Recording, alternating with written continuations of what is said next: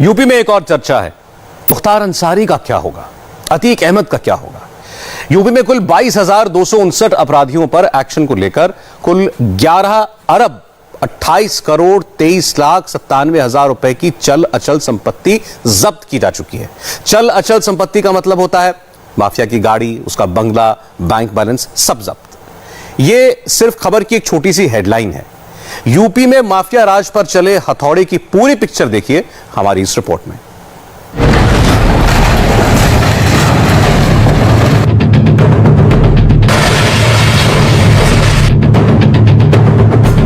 एक अरब 94 करोड़ 82 लाख 67,859 रुपए, 2 अरब में सिर्फ 6 करोड़ कम, यानी मुख्तार अंसारी की करीब करीब 2 अरब की संपत्ति जब्त कर ली गई या ध्वस्त कर दी गई। कितने जीरो होते हैं 2 अरब में? 1, 2, 3, 4, 5, 6, 7, 8 और 9 जीरो। यानी वो माफिया डॉन जो अब तक हीरो बना हुआ था, उसको योगी सरकार के एक्शन ने अब जीरो में बदल दिया है।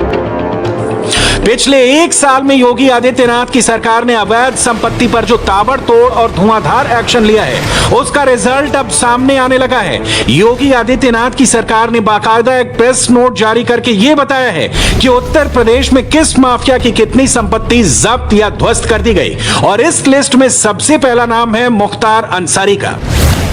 यूपी पुलिस के प्रेस नोट के मुताबिक गैंगस्टर एक्ट के तहत मई 2021 तक वाराणसी, आजमगढ़ और मऊ जिले में मुख्तार अंसारी गैंग के 244 गुर्गों के खिलाफ कार्रवाई की गई। मुख्तार अंसारी या उससे जुड़ी हुई कुल 1 अरब 94 करोड़ 82 लाख 67,859 रुपए की चल अचल संपत्ति जब्त कर ली गई या फिर ध्वस्त कर दी गई।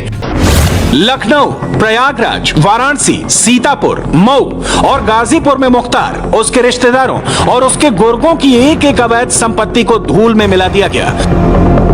यूपी के शहर शहर में इस तरह की डेमोलिशन ड्राइव चलाई गई जिसने मुख्तार अंसारी के अवैध साम्राज्य के पतन की कहानी लिख दी। खासकर अगर आप गाजीपुर और मऊ शहर का दौरा करेंगे तो आपको जगह जगह इसी तरह की इमारतों के मलबे जमीन पर बिखरे हुए दिख जाएंगे। जरा मऊ में मुख्तार अंसारी के इस पेरिस प्लाजा की तस्वीर देखिए। यह मुख्तार अंसारी के गुर्गे का मॉल था जो अवैध तरीके से बनाया गया था, लेकिन अब पेरिस प्लाजा के निशान सिर्फ मलबे के रूप में नजर आ रहा है। यानी मुख्तार का माफिया राज जो कभी बुलंदियों पर आसमान छू रहा था, आज सिसक कर दम तोड़ रहा है।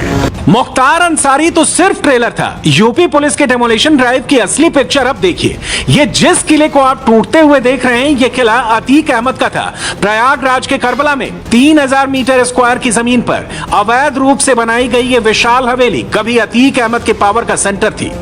ये करबला इलाके में अतीक अहमद का राजनीतिक किला है जिसे ध्वस्त किया गया है।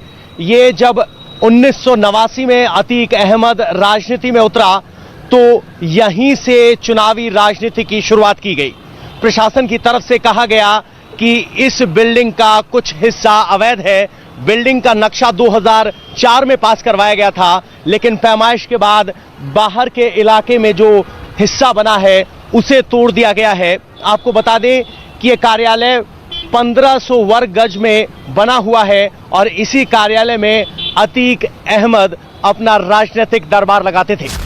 कितनी ही सरकारें आई और चली गईं, लेकिन अतीक अहमद और उसके गुर्गों की इस अवैध प्रॉपर्टी पर हाथ डालने की इतनी बड़ी हिम्मत अब तक किसी ने नहीं दिखाई थी। हिम्मत दिखाई तो योगी ने, और ऐसी दिखाई कि फिर अतीक अहमद तो क्या, अतीक अहमद के गुर्गे भी नहीं बख्शे गए। ये प्रयागराज में ही अतीक अहमद के गुर्गे मोहम्मद अब्बास खान की अवैध इमारत है जिस पर योगी के ऑर्डर के बाद हथौड़ा चल गया।